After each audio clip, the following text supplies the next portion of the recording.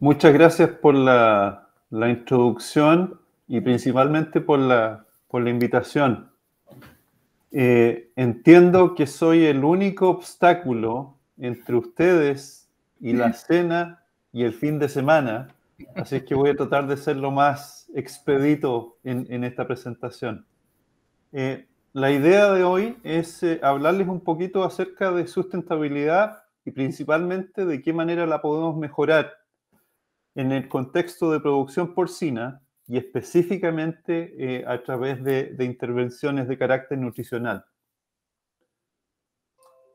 Entonces, para ello voy a abordar este tópico desde dos perspectivas. La primera, ¿cuál es la relevancia de este tópico? ¿No?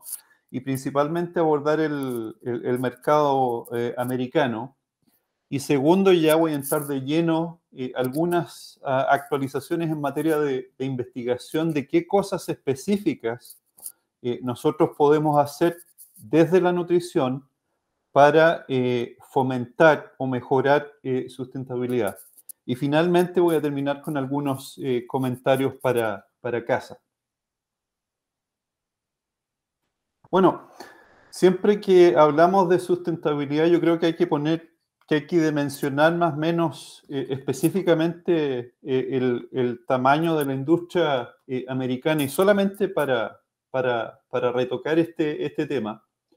Cuando hablamos de la producción porcina en Estados Unidos, estamos hablando de alrededor de 6 millones de vientres en producción. Y estos 6 millones de vientres producen prácticamente 67 millones de cerdos de mercado. Es una industria bastante robusta, es una industria integrada, y yo creo que en materia de sustentabilidad lo más relevante es que en los últimos años, en las últimas décadas, hemos hecho tremendos avances para mejorar la sustentabilidad. Entonces yo creo que es importante destacar estos esfuerzos. Entonces, en términos de kilo producido, nosotros en las últimas 6 décadas hemos podido producir este kilo de proteína animal con un 75% menos de suelo arable, 25% menos de agua y con 8% más bajo en las emisiones de carbono. Entonces creo yo que estos han sido avances tremendos en materia de sustentabilidad. Yo creo que es importante hacer énfasis en estos temas, porque a veces nos olvidamos un poquito de quiénes somos como industria. Yo creo que es importante promover el impacto positivo que nuestra industria ha tenido en materia de sustentabilidad. Ahora, cuando hablamos acerca de gases invernaderos, a veces muchas industrias nos apuntan con el dedo. Oye, la industria agropecuaria tiene un tremendo peso dentro de lo que son gases invernaderos. Y yo creo que hay que poner las cosas claras, ¿no? Si hablamos de la totalidad de producción de gases invernaderos, la agricultura, la industria agropecuaria produce menos del 10% de esos gases invernaderos. Entonces yo creo que eso es súper relevante y seguimos avanzando en producir más bajas emisiones. Entonces yo creo que en ese sentido, como industria, tenemos que saber entregar ese mensaje, ¿cierto? Sobre todo al consumidor final. Y desde la nutrición específicamente, yo creo que también hay que destacar algunas estrategias que hemos implementado a través de los años que han sido extremadamente beneficiosas en términos de impacto, específicamente impacto medioambiental. Entonces, como por ejemplo, el uso de aminoácidos sintéticos. Por ejemplo, si yo bajo en un punto porcentual la proteína cruda en una dieta, yo bajo en un 8% la excreción de nitrógeno, lo cual es extremadamente importante. Ahora, otro muy buen ejemplo es el uso de enzimas en dietas, específicamente fitasa, que es un producto que hemos ocupado en dietas, no tan solo en cerdos, sino que en pollos también, por los últimos 30 años. Y con el uso de fitasa específicamente, podemos bajar en un 50% el uso de fósforo inorgánico. Entonces, estos son ejemplos claves, creo yo, de sustentabilidad en relación a de qué manera nosotros podemos mejorar la sustentabilidad de nuestros sistemas.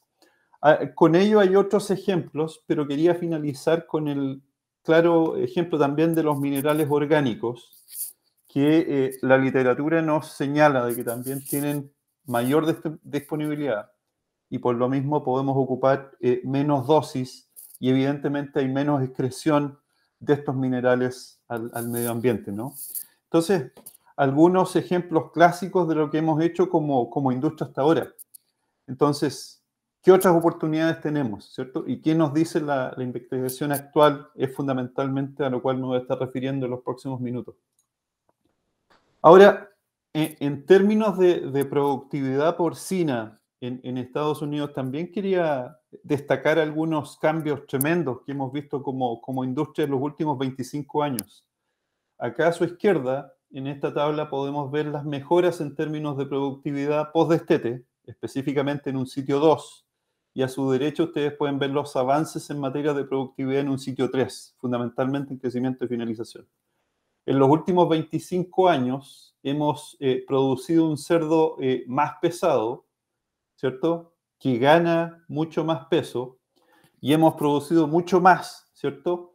Y bajando el consumo de alimentos, es decir, mejorando la conversión alimenticia por sobre un 20%. Entonces, estos han sido avances tremendos en materia de productividad y a la vez de eficiencia, ¿no?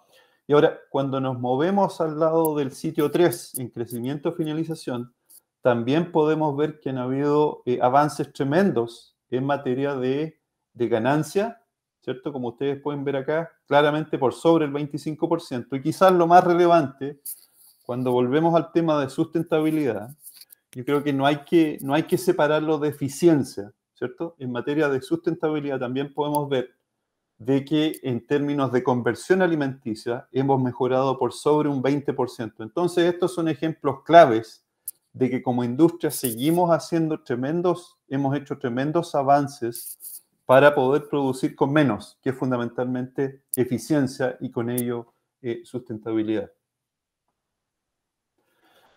Otro ejemplo claro es la prolificidad de las cerdas.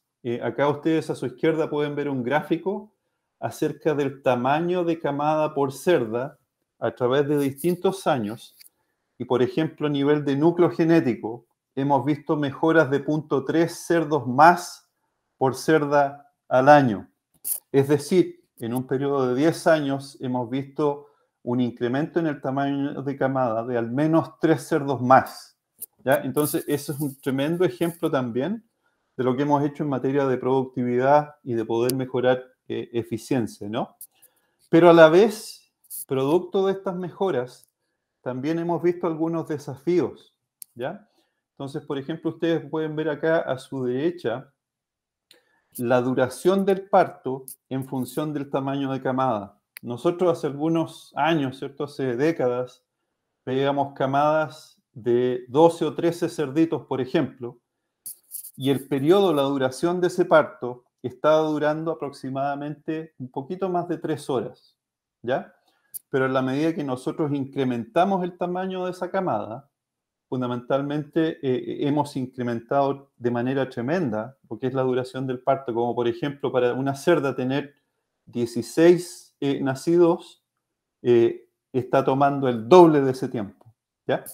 Entonces, estamos viendo mejoras en producción, pero a la vez vemos desafíos. Lo que pasa cuando nosotros extendemos el parto es que normalmente va a haber mayor incidencia de nacidos muertos a su vez.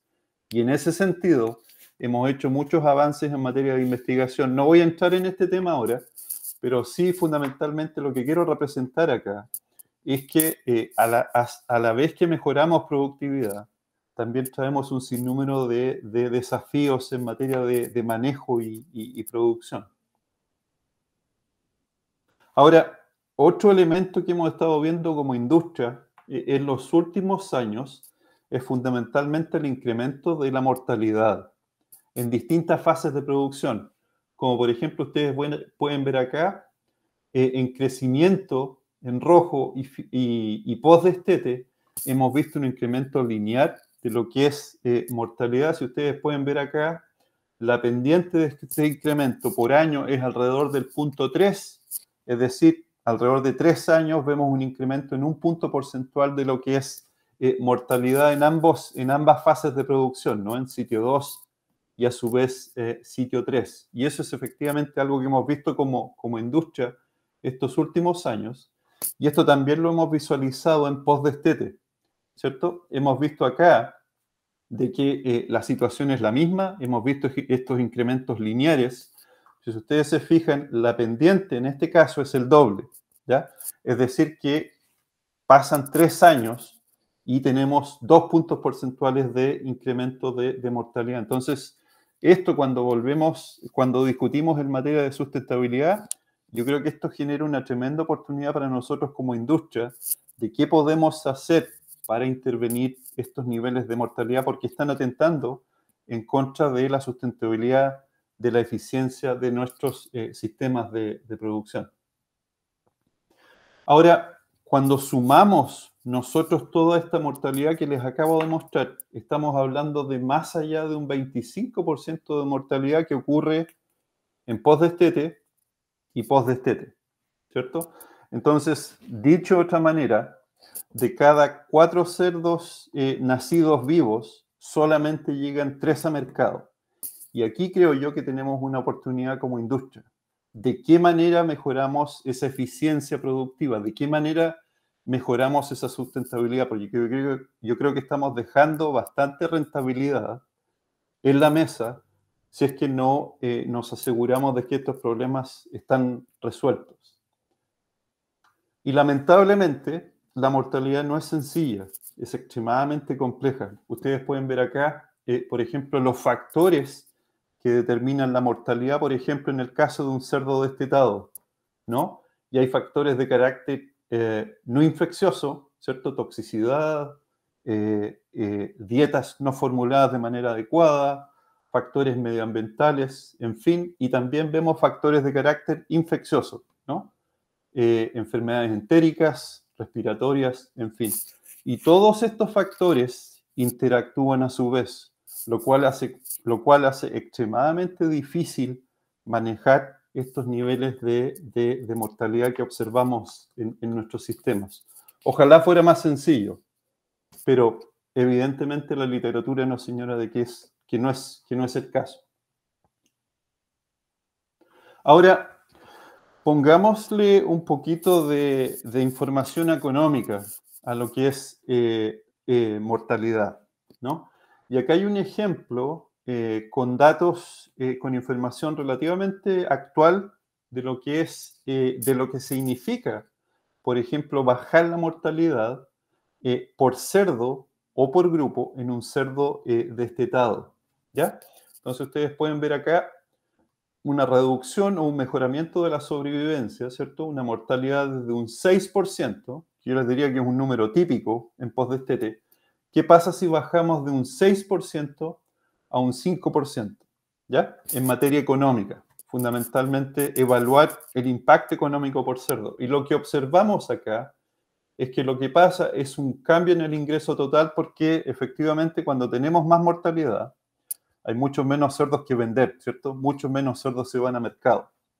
Y con condiciones actuales, con condiciones de mercado actuales, lo que observamos es que, por ejemplo, mejorar o bajar la mortalidad en un punto porcentual significa 1.12 dólares por cerdo, ¿ya? Y, por ejemplo, si yo llevo eso a un grupo total, 2.400, que es un número típico, ¿cierto? Eso es lo que se tiene en un galpón actual en términos de producción. Estamos hablando de un poquito menos de 2.700 dólares que están ahí fundamentalmente y que podríamos acceder si es que somos capaces de bajar esa mortalidad. Entonces, por un lado tenemos una tremenda oportunidad de reducir esta mortalidad y paralelamente tenemos una oportunidad económica de ir detrás de este mejoramiento, ¿no? Ahora, cuando hablamos de mortalidad, ¿cierto? Y sobre todo de mostrar estrategias que nos permitan incrementar sobrevivencia, es extremadamente complejo en términos experimentales, ¿ya? Y esto para evaluar el impacto de alguna intervención sobre sobrevivencia es extremadamente difícil porque requiere de un diseño de experimento y un análisis estadístico apropiado, ¿ya?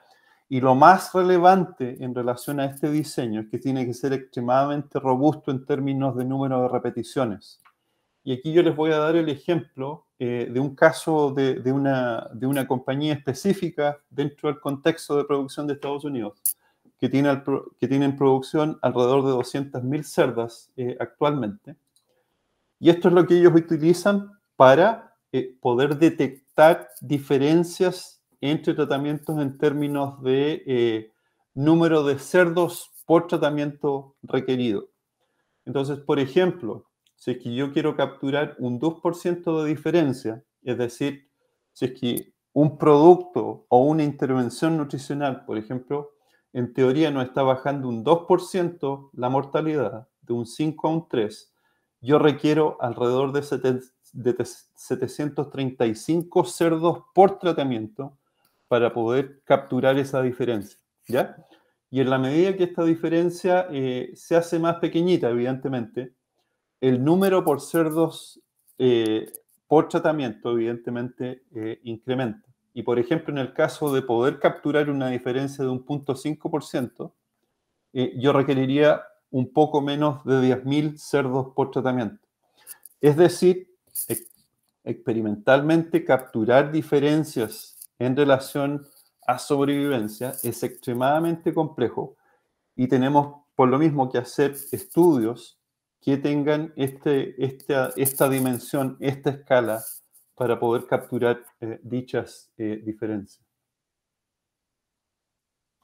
Ahora, ya pasando al tema de intervenciones nutricionales, me quería referir a algunas que, por ejemplo, ya llevan bastante tiempo en utilización y otras no tanto, productos de investigación reciente. Y una de ellas evidentemente, es la reducción de proteína cruda, específicamente en el contexto del cerdo post-destete, ¿no? Me estoy refiriendo específicamente al sitio 2, ¿ya? Entonces, cuando nosotros formulamos dietas específicamente para el sitio 2, nosotros normalmente nos ajustamos a las capacidades digestivas de ese animal y normalmente nosotros ocupamos dietas con muy alta proteína cruda, por sobre el 20%. Eso es común dentro de un sitio 2, en una fase 1, fase 2. Ahora, cuando nosotros incrementamos ese porcentaje de proteína cruda, parte de esa proteína no digerida, ¿cierto? Alcanza el intestino grueso y es un substrato para que crezcan bacterias usuarias de nitrógeno. Y cuando nosotros hacemos eso, cuando tenemos una dieta muy alta en proteína, vemos que hay impacto de diarreas y hay impacto negativo sobre el desempeño y evidentemente hay un impacto sobre mortalidad. Lo que nosotros hemos hecho como compañía, y es lo que recomendamos en el campo a nuestros productores, es el uso de dietas con un 18% de proteína cruda para eliminar o minimizar esta fermentación y a la vez mejorar la consistencia fecal, ¿ya? Y en este sentido han habido bastantes trabajos que muestran los beneficios de reducir la proteína cruda. Como por ejemplo, nosotros podemos ver que ciertos marcadores de inflamación se intensifican con el uso de dietas con altas en proteína. Y también lo que hemos observado, por ejemplo, en el caso de E. coli, es que la proporción de bacterias que existe en una dieta baja y alta en proteína normalmente tiende a disminuir cuando yo utilizo una dieta baja en proteína, como ustedes pueden verlo acá en esta imagen. Ahora, hay un sinnúmero de elementos claves cuando yo trato de implementar esta estrategia en materia nutricional. Como por ejemplo, yo tengo que cumplir con ciertas proporciones, como por ejemplo la proporción entre lisina digestible y proteína cruda. Esa dieta debe tener un 6.4% entre los criterios que acabo de mencionar. Y otro elemento clave acá son los niveles de histidina digestible a lisina, ¿cierto? Estamos hablando que debemos tener en esas dietas entre 31 y 32% de histidina digestible a lisina, ¿cierto? Para favorecer el desarrollo y el desempeño de ese animal, ¿no? Y cuando yo bajo la proteína cruda, para poder lograr ese 6.4, ¿cierto? Esa proporción, normalmente voy a tener que bajar mis niveles de lisina digestible, lo cual tiene un impacto sobre el desempeño de ese animal. Entonces, como ustedes pueden ver acá, estos son trabajos nuestros. Nosotros tenemos fincas experimentales de escala comercial dentro de Estados Unidos.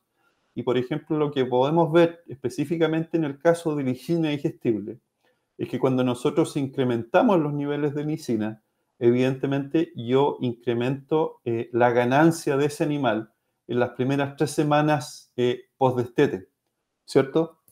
Pero yo les acabo de decir que mi idea es bajar la lisina para poder bajar la proteína cruda, ¿cierto? Y paralelamente, para lograr el máximo de conversión de eficiencia alimenticia, yo incluso requiero niveles de lisina un poquito más altos, ¿ya? Entonces, esa les diría que es la limitación a poder implementar este tipo de cambios. Ahora, lo que ocurre y lo que nosotros hemos visualizado en investigación, y no tan solo la nuestra, sino que muchos otros grupos científicos, lo que hemos visto es que, por ejemplo, si vemos esos días posteriores a los 21 días, del 21 al 42, ¿cierto? Es decir, las semanas restantes de ese periodo en sitio 2, vemos que hay un crecimiento compensatorio. Si ustedes se fijan, los cerdos que recibieron esas dietas con los niveles más bajos de lisina digestible, hay una compensación en términos de crecimiento, ¿ya? Y eso es una cosa que nosotros hemos observado de manera consistente. Ahora, es súper relevante por cuánto tiempo nosotros impongamos estas bajas de lisina para poder observar estas recuperaciones en materia de crecimiento, ¿ya? Pero si se aplican por un periodo adecuado, esta restricción de lisina, o una restricción debería de ser yo moderada de lisina, nosotros deberíamos esperar crecimiento compensatorio y por lo mismo poder mejorar o disminuir diarreas, bajar mortalidad y a la vez mejorar el desempeño de nuestros animales, ¿no? Y esto se está utilizando con bastante éxito dentro del contexto americano, y yo diría que pasa las fronteras de Estados Unidos, ¿no? En muchas otras realidades productivas. Ahora, otro tema, yo les diría relativamente nuevo, es la utilización de aminoácidos funcionales, ¿ya? Sabemos que hay patógenos entéricos que sin duda impactan el desempeño animal. Algunos ejemplos, Salmonella, E. coli, ¿ya? Y estos patógenos generan un daño directo en el intestino delgado. Y producto de la activación del sistema inmune, lo que ocurre es que ciertos requerimientos tienden a incrementar, ¿ya? Y la investigación ha mostrado de que ciertos aminoácidos funcionales específicos normalmente tienden a darnos una mejor respuesta cuando nosotros incrementamos la concentración de dichos aminoácidos. Aquí hay algunos, hay otros que no me voy a referir ahora, pero por ejemplo ha habido bastante investigación en materia de incrementar el uso de treonina, incrementar el uso de metionina, incrementar el uso del triptófano. Por ejemplo, en el caso de la treonina es un aminoácido que está vinculado a la producción de mucina y a su vez tiene un efecto sobre la barrera intestinal. Es decir, si es que yo lo incremento por sobre los niveles que usaría típicamente, teniendo un desafío, por ejemplo, bacteriano, yo debería tener una respuesta positiva en términos de desempeño en ese cerdo. Y aquí solamente algunos datos específicos, y esta, como les digo, es investigación reciente en esta materia. Entonces aquí ustedes a su izquierda ven cerdos en una dieta control, ¿ya? Y aquí ustedes pueden ver la diferencia entre el AA- y el AA+, es que hay un 20% más de metionina, treonina y triptófano, ¿ya? Y hay dos condiciones, baja y alta proteína, ¿ya? Y el grupo que está inmediatamente a su derecha es un grupo que fue sometido a un desafío con salmonela, ¿ya? Y lo que vemos acá, específicamente en una situación de desafío por salmonela, es que cerdos cuando se suplementan con más, con un 20% más de los aminoácidos que les acabo de mencionar, vemos que hay una respuesta productiva en términos de esa suplementación. Ustedes pueden ver claramente que hay una baja de ganancia tremenda cuando tenemos este desafío, pero a su vez los cerdos que fueron suplementados con niveles más altos de los aminoácidos que les acabo de mencionar, vemos una respuesta productiva mucho mayor, ¿no? Y la razón específica es que cuando tenemos un desafío a la salud, normalmente estos aminoácidos ya no son utilizados para el crecimiento, ¿cierto? Para la deposición de proteínas, sino que están asociados a una respuesta inmune, ¿ya? Y podemos, como les digo, de alguna manera mejorar el desempeño del animal producto del uso de este tipo de aminoácidos. Ahora, otra área en la cual yo he estado trabajando en los últimos 2 años, ya es específicamente con el uso de manosa, ¿ya? Que son específicamente carbohidratos, son azúcares de muy bajo peso molecular y las sacamos directamente de la pared celular de algunas levaduras específicas, como se indica acá. Ahora, lo que hacen estos azúcares específicos es que esa bacteria que está en el intestino delgado, en vez de adherirse a la pared del intestino, lo hace a la pared de este producto, de este azúcar, ¿cierto? Es decir, tiene un efecto prebiótico, equivalente a la fibra. Y lo que hemos visto en investigación a través de los años es que, por ejemplo, mejora la respuesta inmune en cerdos expuestos a PRRS, ¿cierto? Que es un virus típico dentro del contexto de la producción porcina, limita la incidencia de diarreas, específicamente en postete. Y ahora último, lo que hemos visualizado es que mejora la eficacia de ciertos antibióticos. Hay un efecto aditivo cuando yo ocupo un antibiótico a través de la dieta, cuando yo ocupo este tipo de productos, ¿no? Ahora, lo que nosotros hemos hecho ahora último es trabajar con estos compuestos. Lo hemos hecho ya en 3 ensayos de manera independiente en post-destete, como ustedes pueden ver acá. Aquí en el ensayo 1, por ejemplo, utilizamos casi 900 cerdos por tratamiento. En el ensayo 2 ocupamos casi 2.000 cerdos por tratamiento y en el ensayo 3 ocupamos casi 2.500 cerdos por tratamiento.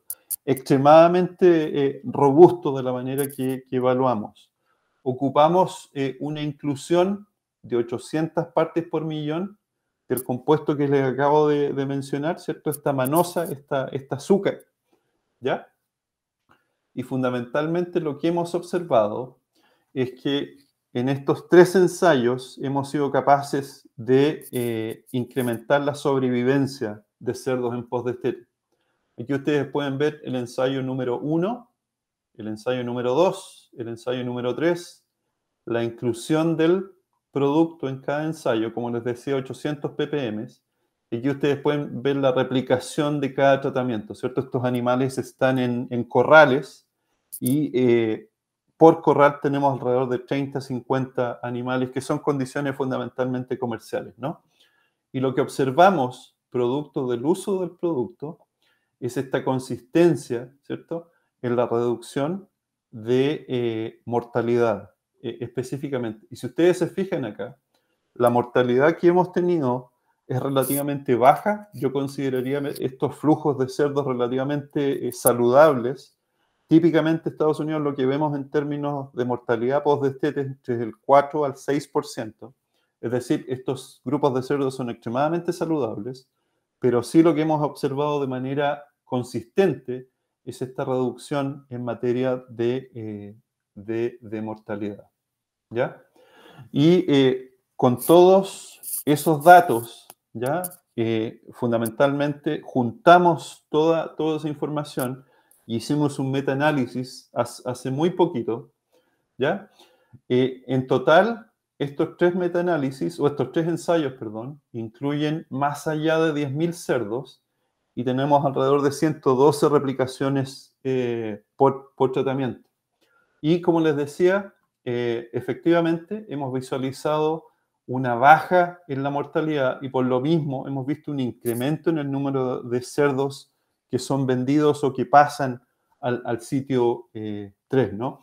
Y para las personas que les gusta la estadística, evidentemente no hubo interacción entre experimento y tratamiento acá, y por lo mismo mezclamos toda esta información y pudimos ver efectivamente que a través de esos tres ensayos pudimos lograr una respuesta en materia de incremento de sobrevivencia y por lo mismo de cerdos que sobreviven y pasan a la etapa posterior. Ahora, otra área extremadamente reciente en investigación es la capacidad buffer de los ingredientes. En Estados Unidos, a esto nosotros le denominamos Acid Binding Capacity at pH 4. Eso es lo que entre paréntesis tengo ahí el ABC4. A eso se refiere. ¿Ya? Y un poquito de la información de background en este tema es que, como ustedes bien saben, un pH ácido en el estómago es extremadamente relevante para mejorar la digestibilidad de la proteína específicamente y paralelamente para limitar el crecimiento en bacterias patógenas, ¿cierto? Estamos siempre tratando de favorecer condiciones de carácter ácido. Y normalmente cuando vemos condiciones que son pobres en términos de acidificación en el estómago, esto se puede normalmente atribuir a diversos ingredientes de esa dieta, ¿ya? Y lo que hacen estos ingredientes es que previenen la baja de ese pH, ¿ya? Y es fundamentalmente la capacidad de buffer que tienen algunos ingredientes que son ocupados típicamente en formulación de dietas para un cerdo en sitio 2. Y solamente para darles una idea, aquí les voy a dar algunos números en relación a ingredientes típicos y su respectivo equivalencia en términos de ABC4, ¿cierto? Y esto se expresa en milli equivalent por kilogramo de dieta, ¿no? Y normalmente los cereales oscilan entre 40 a 150, la proteína vegetal entre 100 a 700, hay rangos bastante amplios ahí, pero lo más relevante son las vitaminas y los minerales. Como ustedes pueden ver acá hay un rango inmenso, la magnitud es inmensa acá, entre 40 hasta prácticamente 22.000. Y yo les diría acá que los más relevantes, los más importantes son ciertos minerales, como por ejemplo el carbonato de calcio. Estamos hablando de un número de ABC4 por sobre los 18.000.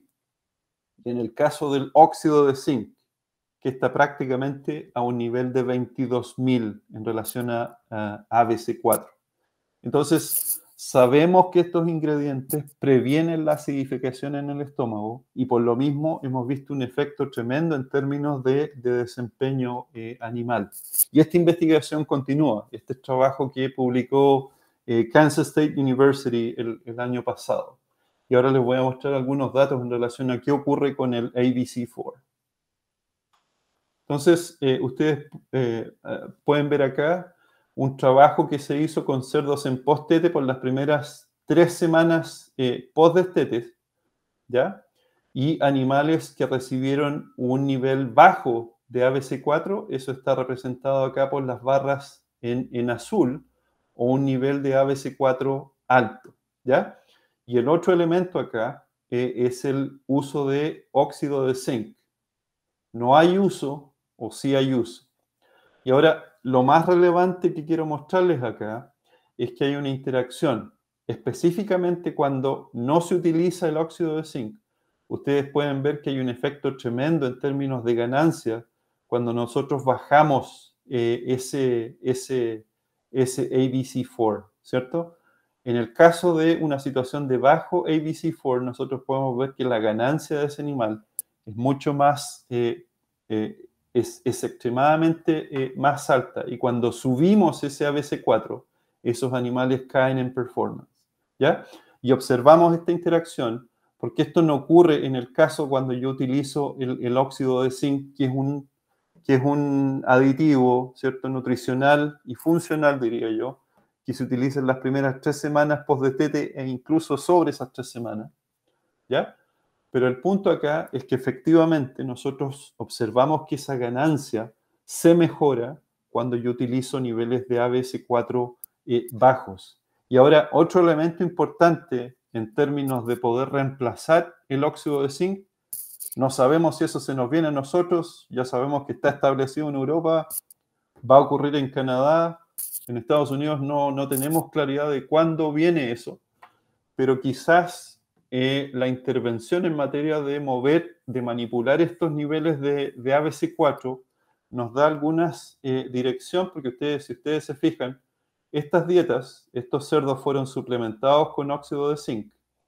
Estos cerdos no fueron suplementados con óxido de zinc. Y me gustaría que se fijen ustedes en materia de ganancia, que estos dos grupos de cerdos tienen un nivel de desempeño relativamente similar. Entonces nos podría dar alguna dirección en términos de qué manera nosotros podemos deshacernos del zinc en el caso de que eso ocurra, ¿cierto? Y aquí lo vimos en materia de ganancia, pero ahora veámoslo en materia de mortalidad. Ahora, ojo, estos animales estaban bajo presión viral, específicamente tuvieron PRRS, ¿ya? Por eso los niveles extremadamente altos de mortalidad. Pero fundamentalmente lo que quería representar acá es qué pasa con la mortalidad cuando nosotros tenemos niveles altos de ABC4 versus cuando tenemos niveles bajos de ABC4, ¿ya? Entonces, como les decía yo, no es tan solo reducir las condiciones o limitar las condiciones acídicas para la digestibilidad de nutrientes, sino que esto tiene un efecto sobre salud también.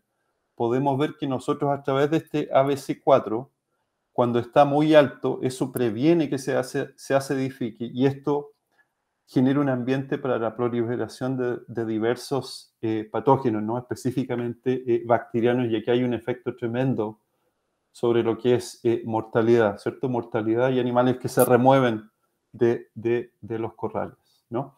Como les digo, esta es información relativamente nueva y como esto no tiene costo, fundamentalmente. Lo que se hace, ¿cierto?, es caracterizar a cada ingrediente por su nivel de ABC4, que ustedes generan un nutriente dentro de formulación y eso es lo que se puede evaluar a la hora de formular una dieta. No tiene costo adicional. Ese es el punto central. Pero tiene un efecto tremendo sobre lo que es desempeño y sobrevivencia específicamente en cerdos en sitio 2. Y ya finalmente, finalizando mi charla, quería darles algunos puntos claves, creo yo, para que se lleven a casa. Como lo mencioné inicialmente, los incrementos específicamente en sustentabilidad y productividad en la industria porcina han sido notables, ¿no? Como lo describí al principio. Ahora, la oportunidad, ¿cierto? El desafío para nosotros como industria es que no somos muy eficientes en materia de mortalidad. Como lo señalé al principio, de 4 nacidos vivos, solamente comercializamos 3. Entonces, eso creo yo que genera una tremenda oportunidad para nosotros como profesionales del área, ¿ya? Y evidentemente hay un incentivo económico para reducirla. Y por lo mismo, les reitero, una tremenda oportunidad para hacer nuestros sistemas un poquito más sustentables. Ahora, como lo mencioné, la mortalidad y determinar las causas específicas de la mortalidad no es sencillo, ¿ya? Porque vemos una interacción entre factores de carácter infeccioso y no infeccioso. Entonces, determinar las causas ahí es relativamente complejo, ¿no? Ahora, en términos de estrategias nutricionales, yo creo que la investigación ha sido clara y yo destaqué solamente 4 estrategias, creo que hay otras de importancia, pero creo yo que reducir la proteína cruda, específicamente en un cerdo en un sitio 2, por las primeras 3 semanas fundamentalmente, creo yo que es una estrategia viable y consistente en materia de respuesta consistente, ¿no? ¿Y qué hacemos cuando reducimos esa proteína cruda? Es fundamentalmente minimizamos el sustrato fermentable para esos patógenos, a la vez mejoramos la consistencia fecal. Hay una pérdida menor de desempeño, diría yo, pero es recuperable en términos de crecimiento compensatorio. Ahora, otra estrategia importante es el uso de aminoácidos funcionales, como la treonina, la metionina, el triptófano, y ahí planteo otros. Me imagino que hayan escuchado hablar del ácido glutámico o de la glutamina, que son aminoácidos que en la literatura nos ha demostrado que tienen efectos sobre salud importantes. Por ejemplo, en Estados Unidos nosotros somos limitados, no podemos ocupar glutamina, no está aprobada, pero entiendo que hay otras geografías en las cuales se puede utilizar. Ahora, el tema es económico utilizar este tipo de aminoácidos o no, pero creo yo que tenemos bastantes opciones en esa materia.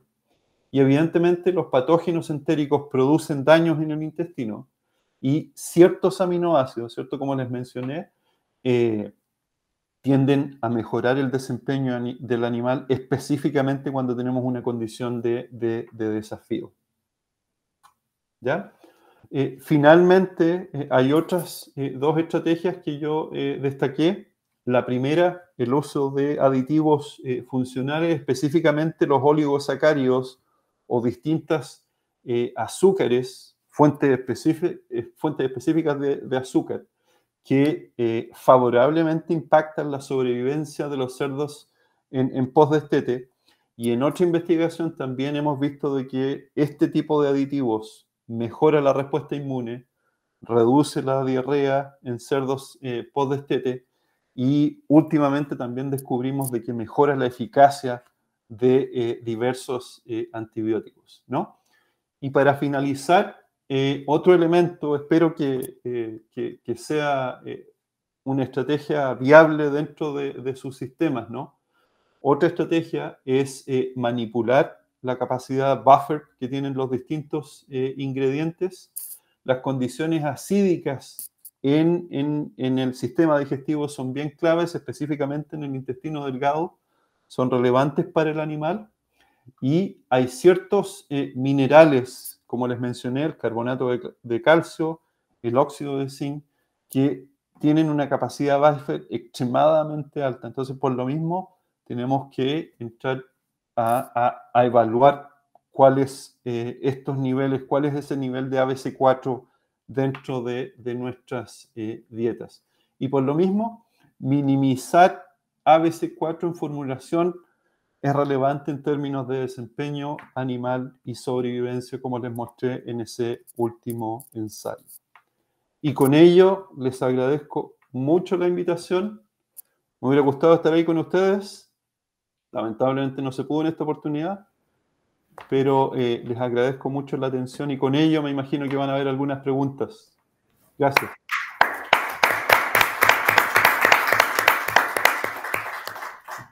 Muchísimas gracias, doctor Soto. Un placer, un honor tenerlo con la presentación de tantos datos, no solamente los que refieren a la bibliografía, sino con datos propios que nos llamaron mucho la atención. Así que sí, seguramente hay preguntas. ¿Tienes algo? ¿Alguien quisiera preguntar algo?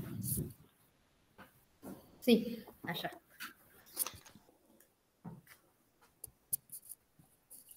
Hola, buenas tardes. Bueno, muy buena la presentación. Mi pregunta es si pudieron ver alguna diferencia a nivel de la dinámica de la microbiota en las dos comparaciones que presentaste, tanto con ActiGen como con el ABC4 alto y bajo. No sé si escuchaste. ¿Me puedes repetir, por favor? Preguntó, porque por ahí del micrófono no se escucha bien, así que le voy a repetir, no hay problema. Preguntó una participante aquí que si habían encontrado algunas diferencias en la microbiota en los ensayos que hicieron con ActiGen por un lado y con el ABC4, las diferencias entre ABC4. Perfecto. Mira, los datos específicos en relación al ABC4, yo te diría que hasta ahora esto ha sido en materia comercial, yo creo que no hemos hecho, yo no he estado involucrado en esa investigación. Lo que han hecho estos grupos es fundamentalmente ensayos de escala comercial y ha sido limitada la investigación en materia de investigación más básica. Así que esa información no existe aún, ¿ya? Es un tema relativamente nuevo. Ahora, volviendo al tema de ActiGen, sí, efectivamente, nosotros hemos evaluado el producto no tan solo a escala comercial, sino que hemos también hecho trabajos a nivel más básico. Y sí, efectivamente, con el uso del producto, hay proliferación de ciertos grupos bacterianos en detrimento de otros, ¿no? Entonces, sí, efectivamente, hay cambios en ese sentido, ¿ya? Ahora, yo creo que lo más relevante, sí, a la hora de evaluar esta información que viene de la microbiota, personalmente yo creo que es un área relativamente nueva. A veces cambios en la microbiota no se significan nada en términos de desempeño animal, donde yo puedo ver un parámetro económico, ¿cierto?, siendo afectado o manipulado producto de la microbiota, ¿ya?